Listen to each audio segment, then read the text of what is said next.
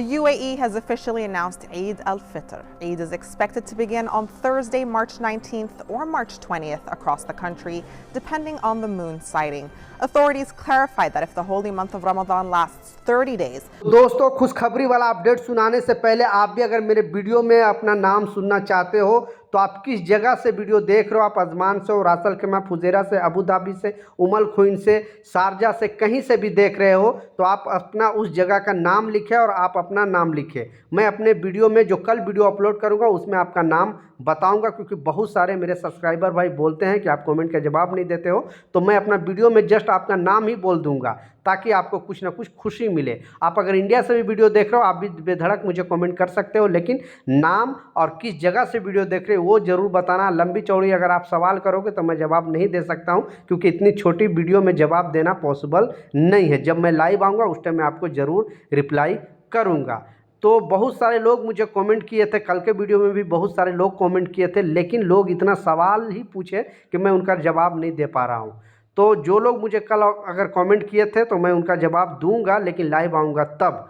तो आप बेधड़क मुझे कमेंट करें, मैं ज़रूर आपको रिप्लाई दूंगा। उससे पहले जो खुशखबरी है, 3 इंपॉर्टेंट अपडेट है, तीनों अपडेट के ऊपर आपसे बात करने वाला हूं। 2-3 मिनट का वीडियो है, पूरा देखें ताकि आपको पूरी जानकारी मिले। तो चलिए स्टार्ट करता हूं, बताता हूं अपडेट के बारे में। तो आपको पता ही है कि दुबई में अभी किस तरह से सूरत हाल बना हुआ है यूएई के अंदर, आपको बखूबी पता होगा। इसलिए कभी भी आपको मालूम है कि लगभग 60 से ज़्यादा लोगों को अरेस्ट किया गया है और उसमें सबसे ज़्यादा जो 19 इंडियन ही है। तो आप जो भी अपना मोबाइल वगैरह में फ़ोटो या सोशल मीडिया पे कोई भी वीडियो इस तरह का शेयर ना करना, नहीं तो बुरी तरह फंसोगे। तो इस बात को लाजिम ध्यान रखें और लोगों के साथ ये वीडियो ज़रूर शेयर करते हैं।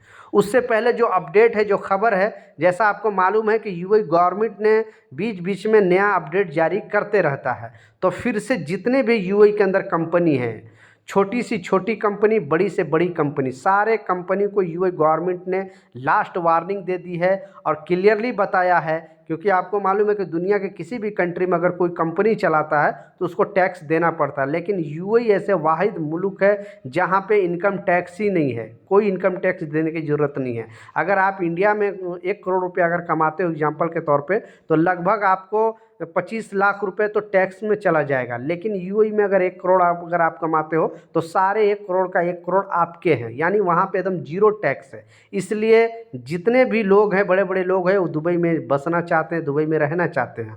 हाँ, अभी जो सूरत हाल है इस वजह से थोड़ा प्रॉब्लम चल रहा है, लेकिन लोगों को जो है वहाँ पे सपना रहता है कि हम दुबई में जाकर बसें। तो इस अपडेट में जो बताया गया है और यूएई जो गवर्नमेंट ने जो वार्निंग दिया है जितने भी कंपनी को, सबको बताया, क्योंकि मिनिमम सैलरी का जो रूल है वो पास कर दिया गया, यानी कम से कम जो सैलरी है, जो लोग यहाँ पे, जैसा बताया है कि एक लॉ आया था बीच में कि जो भी कंपनी है यहाँ पे, सारे कंपनी को ये रूल फॉलो करना पड़ेगा कि अगर जिस कंपनी में 50 वर्कर से ज़्यादा है उसमें 2% अरबी को जॉब देना ज़रूरी है। यानी अगर 50 वर्कर है आपके कंपनी में तो 2 अरबी को आपको रखना पड़ेगा। उसी तरह जितने वर्कर ज़्यादा रहेंगे उस हिसाब से उतना अरबी को जॉब देना पड़ेगा यहाँ पे लोकल इमराती लोग को। उसके बाद और जो कंपनी ये रूल फॉलो अगर नहीं करती थी तो उस पर बहुत सारे कंपनी पर जुर्माना भी लगाया गया था, और बहुत सारे कंपनी इस रूल को फॉलो भी कर रहे हैं। आप लोग देखा होगा बड़े बड़े पोस्ट में भी अब इमराती लोग जो वहाँ पे आपके कंपनी वगैरह में जॉब पे रखे होंगे, ठीक है, ऑफिस वगैरह में वो ज़्यादा वो लोग काम करते हैं। तो इससे रिलेटेड एक अपडेट आया है, खबर आया है और इसमें क्लियरली बताया है, और जितने भी कंपनी, सारे कंपनी को बता दिया गया है, क्योंकि मिनिमम सैलरी का जो रूल है वो पास कर दिया गया। इससे पहले यूएई में जितने भी कंट्री है, जीसीसी में ओमान, कतर, सऊदी, बहरीन, हर जगह पे मिनिमम सैलरी का रूल पास है, लेकिन यूएई के अंदर रूल पास नहीं था। इस वजह से लोगों को सैलरी, यानी जितने लोग सैलरी पे आते थे, अगर आप जितने सैलरी पे राजी हो जाते थे उतने पर आपका जो है एग्रीमेंट बन जाता था और आपका वीज़ा लग जाता था। लेकिन अब यूएई गवर्नमेंट ने एक नया अपडेट जारी किया है और यहाँ पे इमराती लोगों के लिए ये नियम है, ठीक है। जो बाहरी कामगार हैं उन लोगों पर अभी ये नियम लागू नहीं होता है, लेकिन हम लोग उम्मीद लगा सकते हैं गवर्नमेंट से कि शायद इसके बाद जो है यूएई में रहने वाले लोगों, कामगारों पर भी इस तरह का रूल बनाए, क्योंकि कम सैलरी से पूरे जितने भी दुबई में रहने वाले हैं यूनाइटेड अरब इमारात में, सारे लोग लोग परेशान हैं। महंगाई इतनी बढ़ गई है इसका कोई हिसाब नहीं, लेकिन यहाँ पे कम सैलरी से सब परेशान। 1000, 1200, 1500 कमाने से कुछ अभी नहीं बच पाता। वह आधा पैसा 500-600 दिरहम तो ऐसे ही खर्चा हो जाता है यूएई के अंदर। इसलिए जैसे इमराती लोग के लिए कम से कम जो सैलरी का रूल पास किया गया है, यानी कम से कम अगर कोई इमराती को जॉब पे रखता है तो मिनिमम सैलरी 6000 दिरहम देना पड़ेगा। ठीक है, कम से कम जो सैलरी हो 6000 दिरहम देना पड़ेगा।